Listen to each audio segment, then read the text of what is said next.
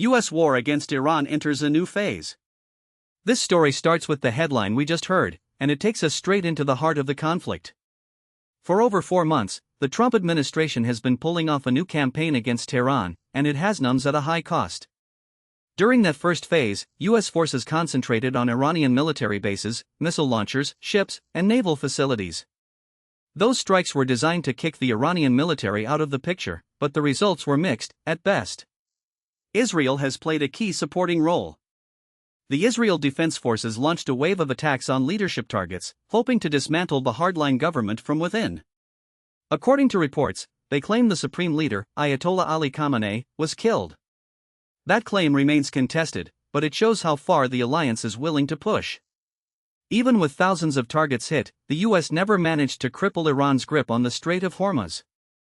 That waterway carries about 20% of the world's oil, ligand vital. For roughly 90 days from April, the motion paused. An on-and-off ceasefire held, but it dissolved and the bodies of weapons lay still on the ground. Then the trumped-up war reignited. Welcome back to round 2. This new round does not bring a cleaner strategy, but it shifts the focus. The high point of the learning curves from the first phase is the realization that Tehran can still command that strait. Thus, the administration's new goal is simply to loosen Iran's grip. Last Tuesday, Trump ordered many airstrikes, dozens of targets in fire, coastal radars, anti-ship missile launchers, and a fleet of small Iranian attack boats. After a short lull, the U.S. hit 140 military targets over 3 days. They also resumed the naval blockade of Iranian ports. That earlier strategy had at least a measurable impact, and the Biden think it aims to harness the emotional, economic pressure. The overall objective is to open the waterway for shipping. The blockade paints a picture of hard economic pressure and demonstrates the might of American run. Trump declared, very quickly, the measure was a success. He posted to Truth Social that, the Strait of Hormuz is open to all shipping except for Iran, and that is because of their lying, violent, malicious leadership, which is taking them down the path of total destruction.